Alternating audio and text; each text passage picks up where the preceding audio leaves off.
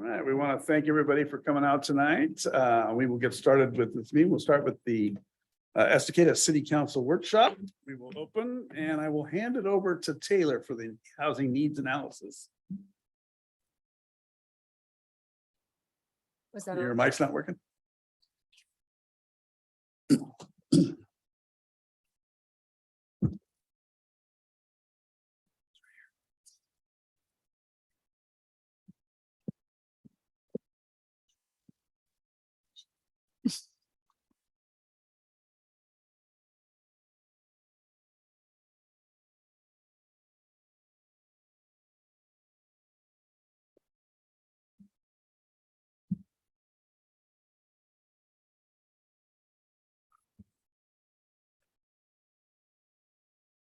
Oh,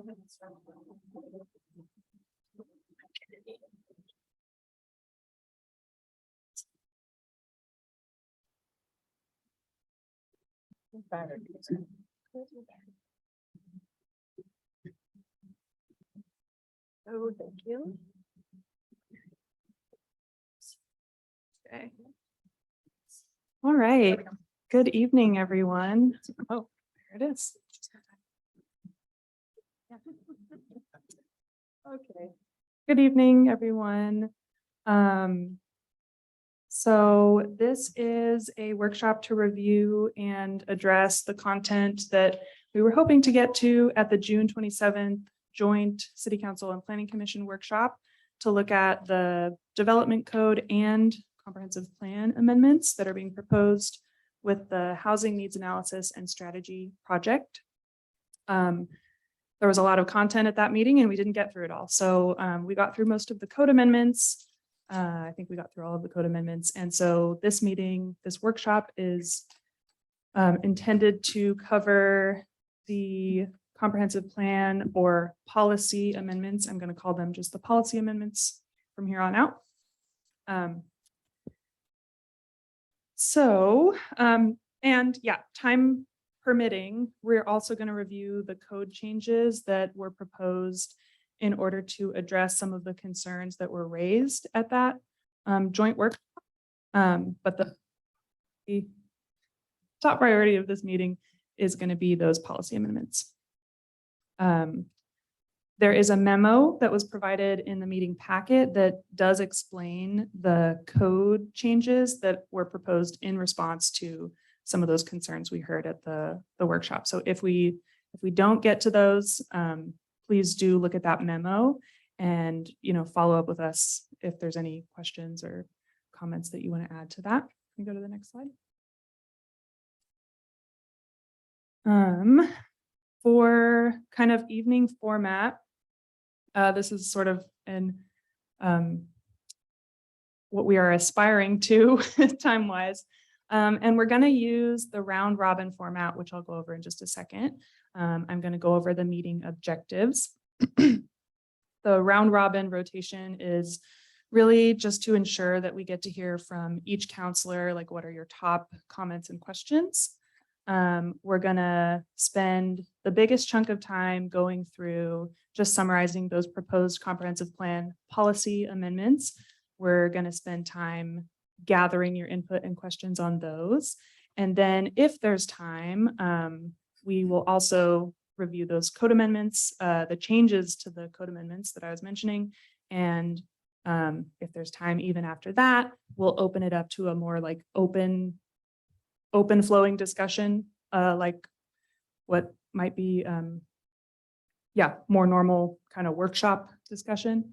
But we're really wanting to prioritize gathering the questions and input first. So a couple guidelines. We're using the round robin approach, which is we're going to call on, in order, we're going to let each counselor respond once before anyone responds twice. And then the second guideline here is please write down your comments or questions. The people in person, you have a comment sheet, I think, yes, in front of you. People on Zoom, is anyone on Zoom? Can use the Q&A feature to submit questions.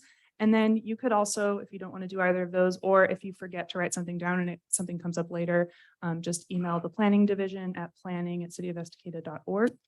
Anytime, within a week of the public hearing, we'll be able to gather any information you're looking for.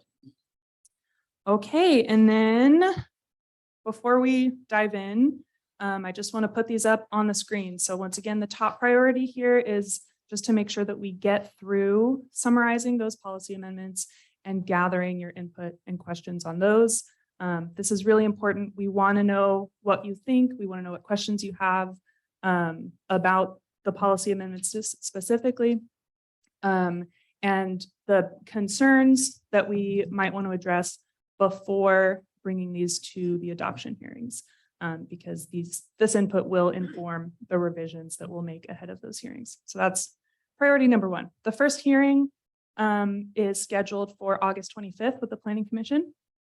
And then there's a month between that and the hearing where the council will be reviewing these code amendments and potentially adopting them. And then kind of secondary objectives here, like I said, we'll summarize the proposed changes, addressing the feedback from the joint workshop, and then gather any additional input. So that can be, questions or comments on any other part of the housing needs analysis and strategy project. Okay, let's jump in. All right. I should have minutes in front of me.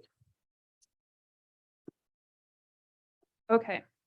So focusing on the proposed policy amendments that are included in the comp plan updates.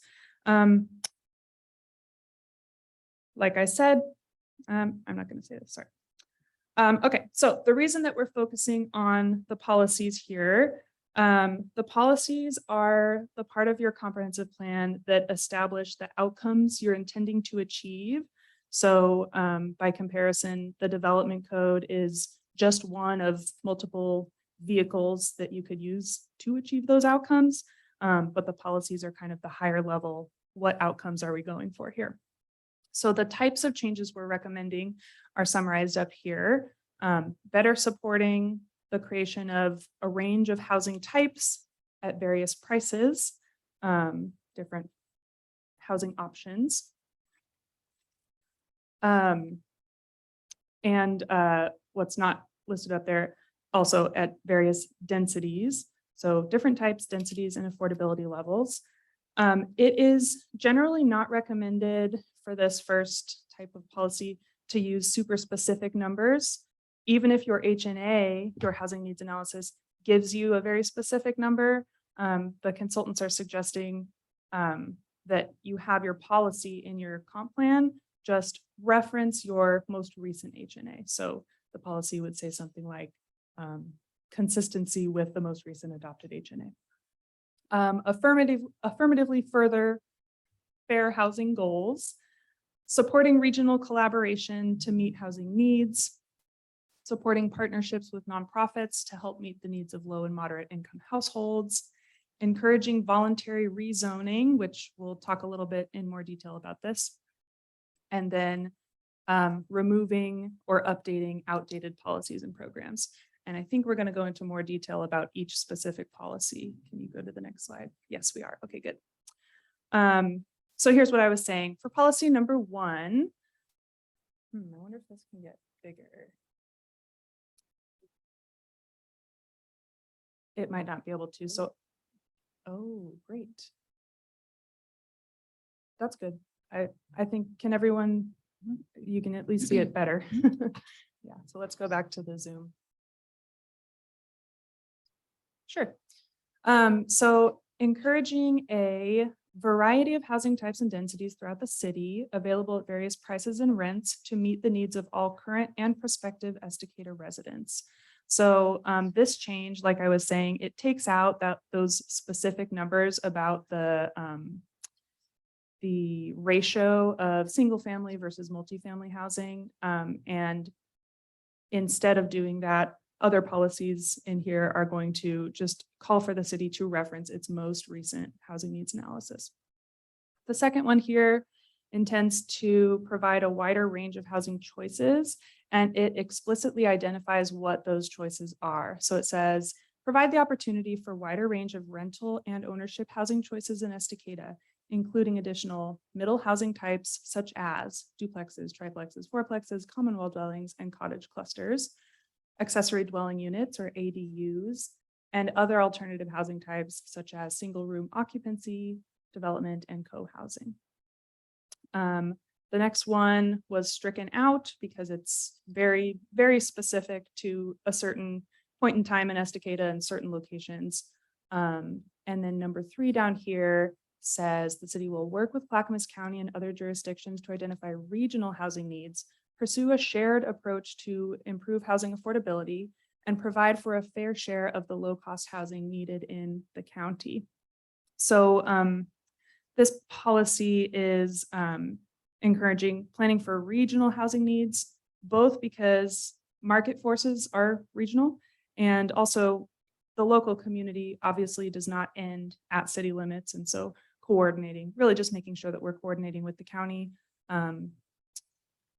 to ensure that, you know, the unincorporated areas of the community are still considered and planned for.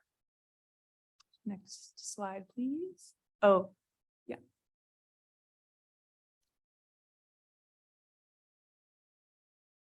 So we should be on number, oh, it's lagging. Okay.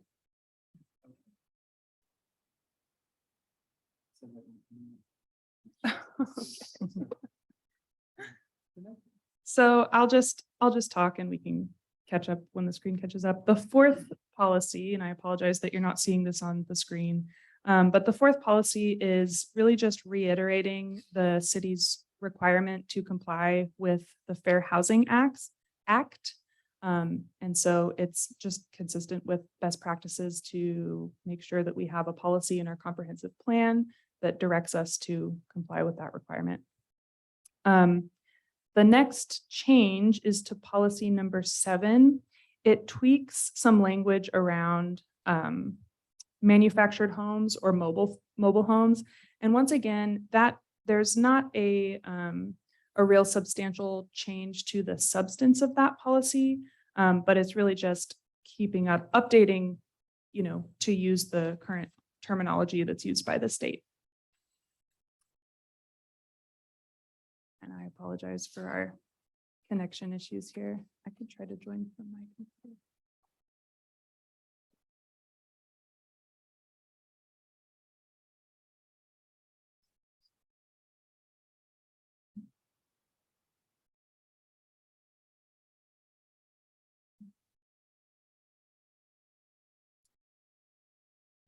Round of applause to Alan for dealing with the Zoom woes. And we'll probably need to, oh, great. So the next one is jumping down to policy number 7. Nope, number 8. No, we're actually jumping to number 9 at the bottom here. The consultants weren't originally proposing a change to this one, but during the TAC meeting on July 12th, the TAC recommended updating this to remove the specific reference to the Downtown Urban Renewal Agency, since that will sunset in a few years. And so the change would just be basically to strike out that first line of number 9. So that policy would just read, encourage the adaptive reuse of upper stories of buildings for housing, et cetera, et cetera. So once again, that's the kind of thing where the objective that we're trying to achieve is the same, but we're just removing some language that kind of ties our hands to the specific vehicle by which we achieve the objective. Right. Number 10. So this change, it'll come up in a second, is going to expand the language here to include programs, you know, in quotes, such as all of these potential options, not just the urban renewal program. So the city will encourage the maintenance and restoration of existing housing, especially affordable housing stock through programs such as urban renewal grants, tax abatements or rebates, and other financial incentives. That means, we've got these examples of things we can use to do those things, or, we can find other options if something else better comes up. Number 11, this is the language around expanding partnerships with nonprofit housing developers and other organizations, especially looking at low and moderate income housing units, first-time homeowners, et cetera. Number 12, this one encourages development within the urban growth boundary that's consistent with our most recent housing needs analysis. So as I was saying, we're not pointing at specific ratios of certain types. We're just looking at what does our most recent analysis say. And then number 13, this is that policy that we've discussed a couple times now about encouraging voluntary rezoning. We discussed this during the joint workshop, and the consultants did propose some changes to address some of the concerns that were raised during that meeting. So the policy language originally proposed voluntary upzoning for properties next to existing high density transit lines, schools, parks, libraries, and the downtown zone. But then after hearing some feedback during the joint workshop, the consultants are asking about removing schools, parks, and it's cut off at the end, but libraries, removing those from that list. And so if you look in the memo that was included in the packet for this workshop, you'll see how that changes the map, and it might be later in the presentation too, but it changes the map that was showing, where those voluntary upzoning areas would be. So it really reduces the amount of space in the city that they would be proposing, that sort of like pre-qualification, if you want to think about it that way. And then that's it for the policies. Our comprehensive plan also has an implementation section after our policy section. So these are more like actions that the city would take to reach some of those objectives. So I'll just go down through here quickly. The city will update its zoning ordinance approximately every 3 to 6 years or as needed to meet housing needs identified in the comp plan and its supporting documents. So that's like your H&A. And we will also consistently implement and enforce the zoning ordinance. Number 2, there's no change to that one. Number 3 calls for the city to regularly monitor the supply of buildable land. So this is the buildable lands inventory that was included as part of the housing needs analysis. That's a tricky tool for the city to use at this time, because we are growing so quickly that it's almost, it's kind of funny to think they did that buildable lands inventory back in, I think it was May of or April of 2021. And we've already had so much growth even since then that, looking at those maps, it's kind of like, how useful is this? And so this action really calls for us to go back to those analyses, especially the BLI, especially if we're seeing a lot more growth than expected, and update them just so that we can really make sure we're tracking that. This item does include the recommendation of updating that BLI approximately every 8 years. 8 years is just the number that a lot of jurisdictions in the state are required to update their BLI. Estacada is not yet large enough to be required to update it that often, but obviously it's advisable, especially if we're growing really quickly. And then the last one, this item recognizes that, the city is adopting this housing strategy, these comp plan policies, saying all of these things that we want to do in order to meet the housing need. But it does not mean the city is required to do all of those things, or to do all of those things within a certain time period. Obviously, what we're able to do will depend on staff capacity, budget resources, community and council priorities and goals. Like, those are variables that can change. And so this item here is just making sure that we are not making sure it's clear that we are not required or necessarily committing to accomplishing every single thing in here all the time, right? So with that, I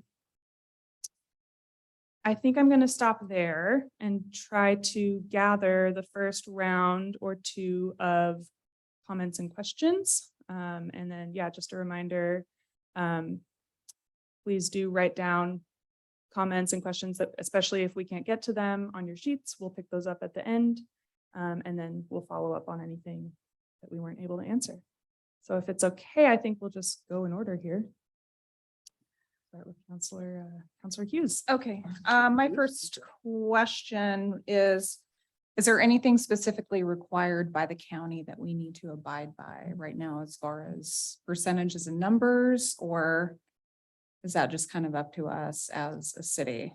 Yeah, that's a great question. Other jurisdictions are required by the state, either from House Bill 2001 or 2003 or Senate Bill 458, I think it is, to do a whole bunch of things, to use a whole bunch of specific methodology. We are small enough and outside of Metro to not be beholden to most of the requirements in those bills. I think the only requirement that might apply to us is that ADUs have to be allowed everywhere that a single family home can be allowed, but we already do that. So there might be other specifics that I'm not aware of, but in general, no, and certainly not in terms of like the density mix or the ratio of different housing types that you need to allow. We're not beholden to any of those things that larger jurisdictions might be. Okay. Joel. Mayor. So on policy number 13, that's involved with the voluntary rezoning. Yes. One of the concerns that I had from previously was involvement of the property owners that are surrounding it. And will that process of them wanting to rezone, will that require a public meeting for them to be able to speak out and inject into it? Yes, absolutely. Any zone change, including, if this policy gets adopted in some form, all zone changes have to go through the normal public hearing process for land use applications, and zone changes also have to go through, they have to be noticed to the state with more notice than, say, a subdivision. And so certain agencies and some just individual people can sign up to receive the notices that go to DLCD, the state planning department, if they're particularly concerned about things like that too. So yes, is the short answer. It would have to be noticed. Object to it, or they have an issue with it, would the city still be required by the way a policy is written to update that zone? And or would their objection allow us to give us some sort of standing that if we choose to not allow the zone update? I think it probably depends a little bit on what the objection is. The council can absolutely deny a zone change that it does not think aligns with its own criteria for zone changes. Zone changes are they're a more subjective approval process than like a subdivision. A subdivision, those are the applications that come in, and if they meet all of the approval criteria, they have to be approved. If you're going to deny a subdivision application, you need to cite the code sections that are not, or the code criteria that are not satisfied. Whereas a zone change is there's a lot more leeway, there's a lot more subjectivity that's allowed in the approval of that zone change. And part of the reason for that is that one of the criteria for a zone change is that it should be consistent with, and not both, it needs to be consistent and not conflicting with your comprehensive plan goals and policies. And so I would imagine that if someone is coming to the council with concerns about some impacts that the upzoning might have, I expect there's probably some goals and policies in the comp plan that align with that might relate to that. And so it probably would not be very difficult to find, ways that this is not matching with the community's goals, which hopefully are captured in your comp plan. I hope that answered the question. Perfect, thank you. Policy number 2 mentions vacation rentals. Would there be a need to differentiate, or should we differentiate vacation rentals versus residential rentals? I know some smaller coastal towns are dealing with lack of housing due to corporate buyouts and redoing them as vacation rentals. Yeah, I'm not seeing where that Number 2, is. provide the opportunity for a wider range of rental and Uh-huh. ownership housing. So, sorry for asking you to kind of repeat yourself. So the question is, should we distinguish there between Should we- residential rental Yeah. versus vacation Right, rental? right. Just a concern there, a thought. And then number 6. New residential development will occur in accordance with the policies for urbanization stated in the urbanization element goal 14. Just for my own clarification, what is that? I didn't know where to cross-reference. Yeah, so the comp plan chapters, I don't know why, but they're commonly referred to as elements of your comprehensive plan. So this could also say the urbanization chapter of your comp plan, which is chapter 14 or goal. Chapter, goal, and element are all interchangeable, basically, when we're talking about the comp plan. So the urbanization chapter of our comprehensive plan outlines at a high level, the policies and processes by which the city brings land into city limits within the urban growth boundary. Okay, I'm good there. I feel like if we were to change that or clarify that, we would probably have to clarify things in a whole lot of other places as well, too. It's probably just the common way of doing this, I'm assuming. Right, and I would also say that policy could be removed. It's sort of redundant to say that. The whole point of having the comp plan and the policies in any of the chapters are that development will occur in accordance with the policies, right? So it's kind of a redundant thing anyway. Simplification is always good. Sure, yeah. Removing. Speaking of redundancy, implementation number 1. Oh, we're only doing one each. I thought we were doing round robin. I thought round He thought he was robin gonna was solve one it each. all. Yeah, Yeah. sorry. Okay, okay. We're done. Good call. And then we'll come back Thank you. around for this. I was also gonna speak to goal number 6, which it says goal 14, and I'm like, there is no goal 14. So I would love to have that language clarified as well. Okay. The one concern that I have was actually not anything to do with the policies that we just got done talking about, but is actually page 3 of this report that we're all looking at. For the population numbers that you say came from PSU. Total 2021 population 4409 from the PSU Population Research Center. Well, I just pulled it up and I don't see 4409 on here at all. In fact, last year, according to PSU's Population Research Center, our population was 5,014. And I'm really concerned about the fact that we're working with population numbers that are 600 off from the actual reality of our city. And I'm kind of curious as to how our forecasting is going to be accurate when the base model we're working off of is 15% lower than what our current numbers actually are. And I kind of wanted to hear what you guys have to say about that. Yeah, so that's a great question, and it came up during the July 12th TAC meeting. And if you want to hear the consultant's response, you can, I noted down that conversation starts at minute number 31, around there in that video, which is on the city's YouTube page.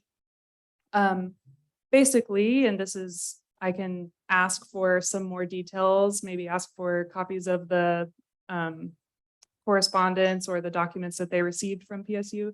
But that analysis was done so we started the project in, I think, February or March of 2021. So they would have been doing that analysis in April, May. I think the first draft of the HNA that we got was in May. And so they had the population estimates from PSU that were estimates, and I'm not going to be saying the right words here, but basically PSU Population Research Center has estimates for a given year until they receive updated numbers for that year, which aren't until, I don't know, June or whatever month it is. Okay. And so then they update their numbers and then they'll come out with their official estimate for that year, which doesn't happen until usually July, but I think these were delayed until September or something. I'm not sure. Either way, our HNA numbers were using the estimates that they had around April or May. And so that was the 44,000 or so. And so when the new numbers came out, basically we're required, unfortunately, to follow the methodology that's provided or that's prescribed by the state for housing needs analyses. And so they had to use the numbers that were available from PSU at that time. And they couldn't, I mean, it would have been a cost to the city to go back and update them. I do hope that we'll still do that in the next few years, 5 years or so at least. But yeah, so then by the time that they published the official count for 2021, we already had our analysis done and they were using those numbers for the projection. So I hope that's at least a partial answer to that I'll question. tell you that answer does disappoint me a little bit because of the fact that this PDF from PSU was published April 19th. So that would have been before the first draft that we received as a council. And the fact that we're looking at numbers that are 15% underestimating of what our actual situation is in the city is really disappointing that that's what we have to work on. So I guess that's really all I had to say about that one. That's And- why we need to revise those sooner. As we're having all this growth, we need to revise them even sooner than we ordinarily would so that we can update those numbers, but it is.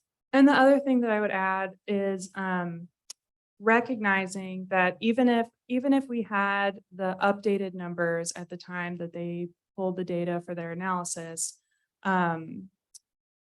still PSU's population counts and projections are notoriously low for pretty much every jurisdiction other than Portland, as far as I understand. And so that's why, especially for Estacada, like, we're seeing so much growth lately. And so that's why the alternate projection and analysis was included as part of this report. That section of the report is separated out and uploaded onto the project webpage just for easier access because it's kind of buried in this report as it is. But that alternate projection, yeah, assumes a higher growth rate and a higher baseline population than what PSU was estimating. I don't remember the specifics, but it is there and it's on the website and should be easily accessible from the project page. Okay, so both of mine kind of tie in together, so I'm gonna ask them as one. What would programs or strategies look like to encourage maintenance and or maintaining and restoration of existing affordable housing stock? And what strategies could we put into encourage land within the UGB to be built for densities and housing types identified in our HNA?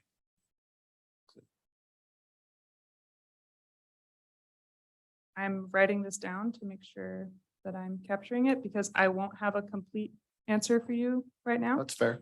But that's something that I'd love to make sure we get a fuller like list for you, but I'll try to Okay. start answering. Yeah, I just kind of, I understand there's programs out there and stuff, but I just, like I said, I just wanted to see what that would, if we had an idea what that would look like, especially the, encouraging people to build new builds the way, according to what we need in our HNA. That would be, I'd be really interested how we could do that.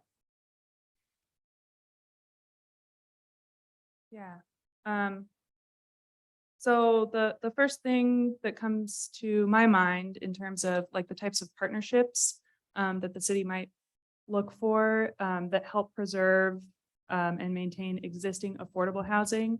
There are nonprofit organizations throughout the state and nation that provide services like, you know, homeowner assistance, homeowner education, to help people, know how to keep their house in good shape so that they're not suddenly hit with the cost of replacing a roof or having to replace it sooner than they were expecting or budgeting for, things like that. You know, nonprofits like that will also provide like weatherization programs to help keep bills low, stuff like that. So that's a part, that's not a service that the city can provide on its own, but that's a partnership that the city can kind of pursue and look for those synergies there. So that's just one example. In terms of, preparing or facilitating the development of land within our urban growth boundary, one way that the city can do that is making sure that our sewer and water systems are functional, first of all, and extended out in ways or are built out in ways that make sense, making sure that when we approve a subdivision, we make sure that the sewer lines and the water lines are stubbed to all boundaries of that subdivision so that adjacent parcels will be able to hook into those lines, stuff like that. So kind of just making sure that the basic infrastructure is there. We are also just starting off on our transportation system plan update. That's another very crucial basic infrastructure that, when land develops, there needs to be access to streets, and those streets need to be able to accommodate the development that is going to come in. It needs to be safe enough for, the amount of traffic that might be on those streets, things like that. So looking at, all of the basic infrastructure needs that come with development. But that doesn't really say how we're going to encourage these builders to build the houses that we have identified we need. So that's my real question is how are we going to encourage these builders to build the type of housing we've identified that isn't, a necessity in Estacada? Right. Yeah. So that is a lot of the strategies that are listed out in, that long list of housing strategies like reducing the minimum lot size required for certain types of housing. So that, if you want to see a duplex be able to be built, maybe you don't need an 8,000 square foot lot in a zone that normally has 7,500 square foot lots. Maybe it can be the same size as a single family home lot, things like that, or reducing the amount of parking spaces that would be required for a quadplex, which, currently if we required 2 spaces, then that's 8 parking spaces, right? Things like that. So kind of looking at development code incentives, if you want to think of it that way. And there are a number of other strategies that are included in the code amendments and not included in the code amendments that the city can kind of just look back at in the future and say, oh, is that something we want to try to work on now that we're a few years out, kind of reevaluating the growth. Thank you. Okay. Well, I would ask my question, but Katie pretty well covered it on the population analysis. That was my concern, that we're operating on numbers that are never quite there. And we've done this before. If I remember right, there's a few times we looked at these numbers and they were off and it cost us in the long haul because we weren't prepared for what we should be. And that is my concern going forward, that they get these numbers right. So that when we do these analysis that we're spot on, because we can't afford to mess up, obviously. So that was my one question to that. Katie, do you have something else you want to? I can wait till you're done. It's Oh, I'm in done. tandem. I'm done. It's in tandem. I just pulled up what was published by PSU July of 2021, July 1st of 2021. And the estimated population for Estacada, July 1st of 2021, so a year ago, was 5,014. So I don't know where anyone's getting the 4,409. I'm looking at the data that PSU put out in July of 2021, and it's right there. So I don't know why in 2022 we're working with really outdated numbers. It just doesn't make any sense to me. And it's the most disappointing part. So.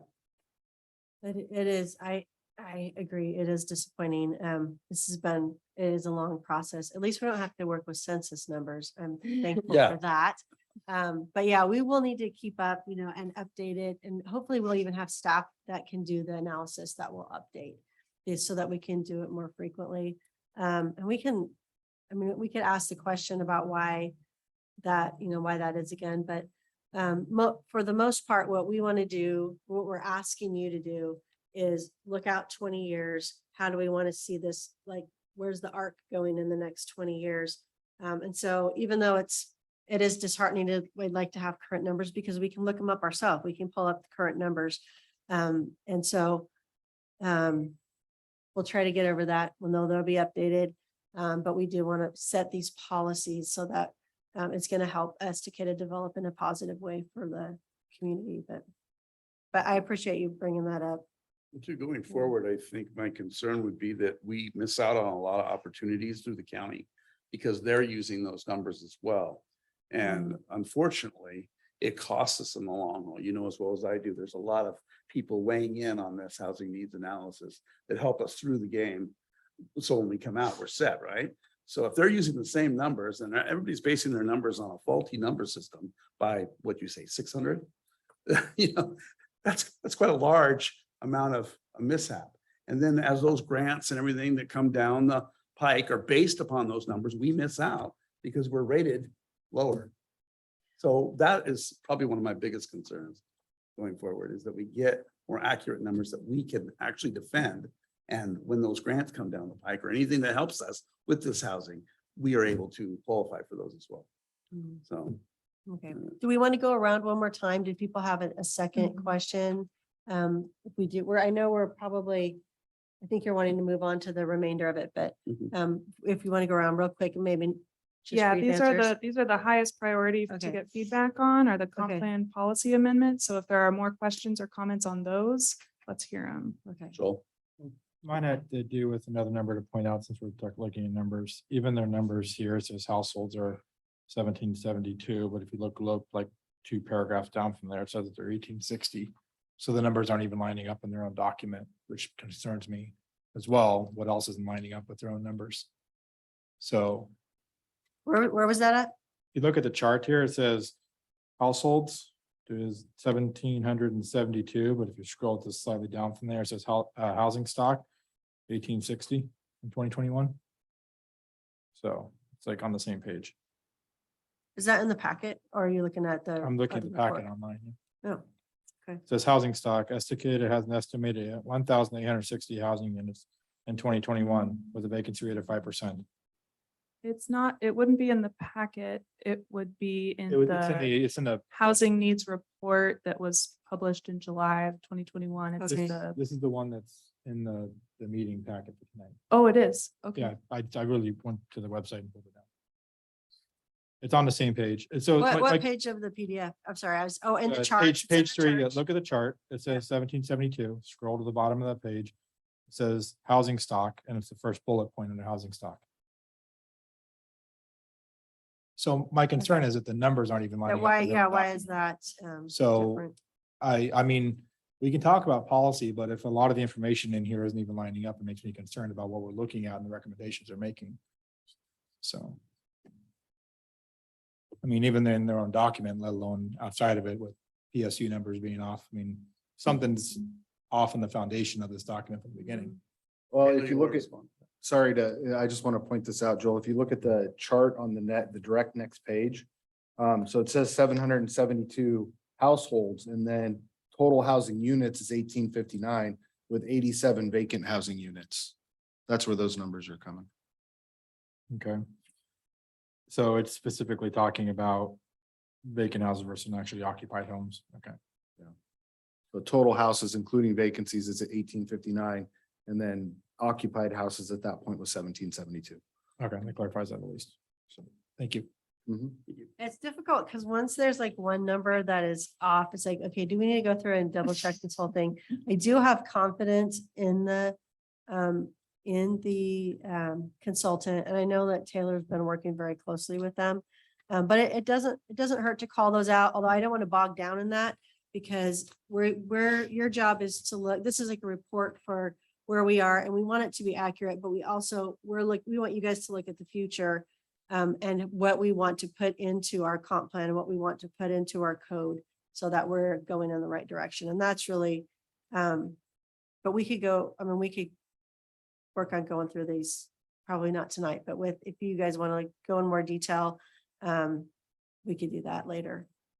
Or Yeah, and individually. I definitely don't want to discount the importance of getting the numbers as accurate as possible. Mhm. But also when we're looking at the policies, you know, when the policies say things like the city wants to encourage a variety of housing types at a variety of densities, available at a variety of prices and affordabilities. That's something that, you know, a lot of these policies are things that maybe the council wants, whether or not our population is 5,000 or 10,000, you know. So especially for policies like those that probably hold true regardless of the exact number, you know, we want to hear feedback on those policies that kind of capture the really high level values and goals of the council. Any other policy comments, questions? Everybody good? Just for clarification, will you be gathering our Yes, sheet? All right. so if yeah, you'll share them with us. Mine are We would more love just to collect your comment clarification, but sheets. I'm good. All right, go ahead. I think you've got everybody. Okay. All right, so if we've got time, we've got about 13 minutes, great. So I'm gonna walk through the code refinements that the council, or sorry, that the consultants are proposing in order to address the feedback that they heard at the joint workshop on June 27th. So the first one here was, as I was mentioning, there were concerns about that proposal to, you know, offer this sort of like pre-qualification process for people to opt in to rezone, basically upzone their properties in certain areas. And so the policy would indicate what are those areas that the city council thinks are good candidates for upzoning based on, you know, different criteria. So the criteria that we had talked about was vicinity to, you know, somewhere that's already right next to high density, somewhere that is close to a transit stop or a school or a park or a library. And so the conversation at the joint workshop was, well, some of these make sense, but not all of them make sense. Like what's the reasoning? What's the justification behind upzoning next to a park or next to a school? And so there were concerns around those. And so the potential solution that they're offering here is to basically just reduce that list, remove parks and schools from the criteria there, just show properties that are close to existing high density and transit and then downtown. So the map, I think on the next slide, we can see the difference in the maps. There it is. Yep. So the slide on the left shows the original map that, you know, the areas in the blue buffers would be the potential rezoning areas. Again, only if the property owner wanted to, and then again, only if the council decided that it made sense to rezone that property. So then the new map just clearly really reduces the amount of space that would be included in that buffer. The map on the right, that's the one that's in our packet. The new map on the right, correct. That's the updated map. All right, so let's go to the next one. Another potential code refinement here is the strategy for facilitating missing middle housing, which, as a reminder, middle housing is referring to things like duplexes, triplexes, fourplexes, common wall dwellings, cottage clusters. So the proposal is permit those uses outright in the single family zone. Limit the number of units permitted outright to 4, so you couldn't have more than a quadplex permitted outright in the R1 low density zone. And then reduce the lot sizes and parking ratios for those types in order to make it more feasible to build. That's like Councilor Ten Bush, what you were kind of getting at like, well, what's going to incentivize developers? Well, if they don't have to build quite as much parking or have quite as much land to build the type of housing, then it's going to be more feasible for them. The comments that we heard, generally supportive of those.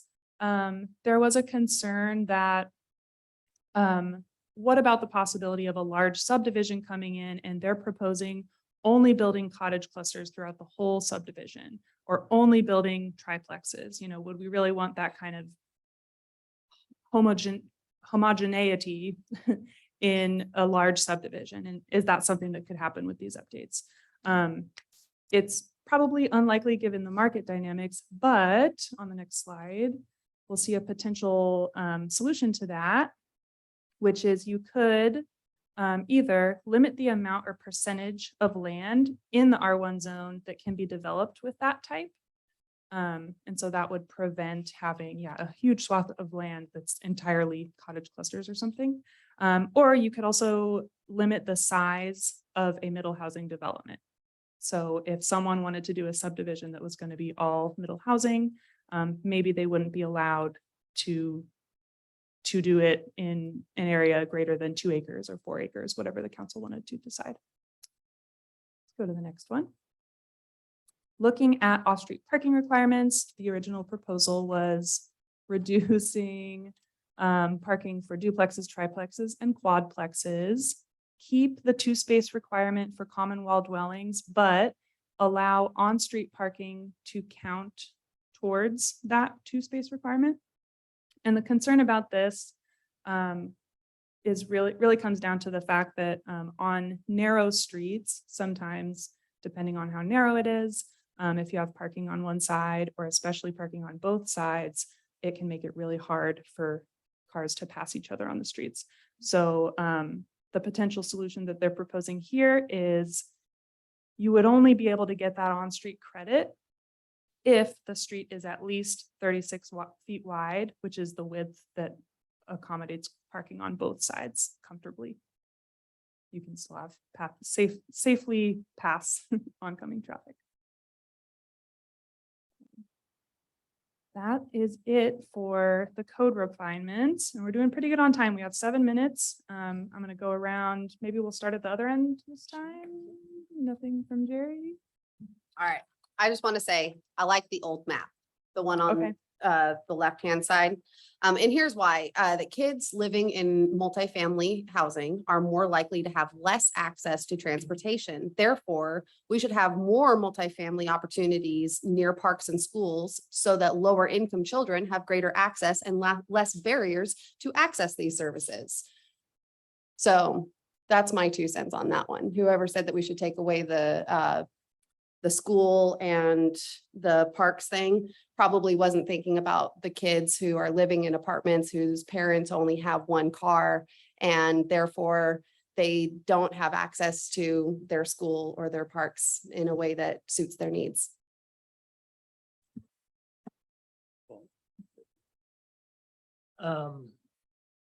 The facilitate middle housing, you've given a couple options up there potentially, where I think you state that the likelihood of a whole development of cottage clusters is minimal, but I do like that first, that setting some parameters seems like a good idea if that's a possibility. Yeah, I think it's on the next slide. It was either, there it is. You can limit the percentage of land in the R1 zone altogether, like across the whole city, that could be developed with a single type of housing. Their example here is limiting it to a percentage of just the subdivision that's coming in. Mhm. Or limit the size of that type of development. Mine would be number 1 there, but some sort of limitation that seems good. To join onto his would be, the thought to add into that would be to reduce them being in the whole subdivision of it would be to require that the no 2 lots that can be adjoining. They have to have at least 1 lot in between it, so therefore they're not gonna have a whole subdivision. They'll require it to be a mix. And then of course the percentage and everything else along with it. But also when it comes down to the voluntary density piece, I thought they originally had said take away all of the pieces like the transportation and stuff like that, because my concern, what I mentioned at the previously was having island density changes. And meaning that we could have 25 different little spots randomly in town of high different density, which would make it very complex for builders, buyers, things like that, and for the city to track. And so I thought it was just gonna say if it's an adjoining to a high density, then it'd be allowed to move into it. That makes sense to me. And I know that takes away some of the purposes that was talked about, but talking 20 years ahead, if we have a whole slew of random density and it gets really confusing in our little town if we had different density all across the different parts of the city. So something to think about there. Dirty. I'm actually I was confused too when looking at the two different zoning maps. I'm kind of along with Counselor Dunsmuir why they removed parks and schools. Yeah, just curious. That seemed odd.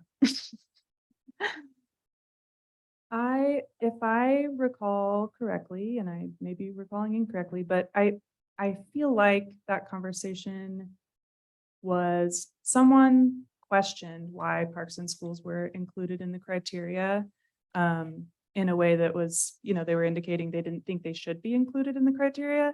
And no one in the room could really come up with a great reason to include them. I think if Counselor Dunsmuir was in the room, there would have been a reason stated.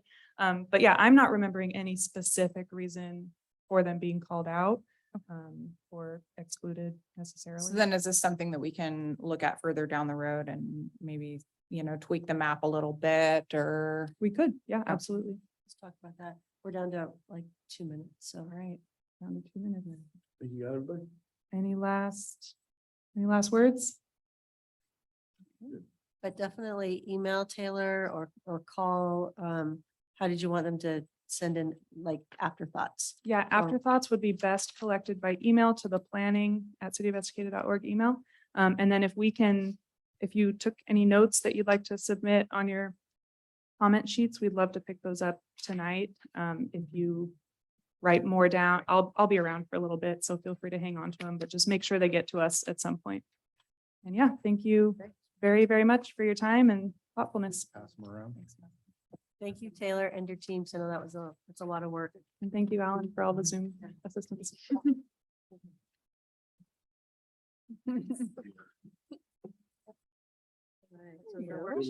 Good luck reading my handwriting. I want to take a Okay, little- so Fine. we finished It's with worth that. it. You want to give everybody a couple minutes before we start this? Why don't we do Yeah, that? let's go 5 minutes. Okay. And then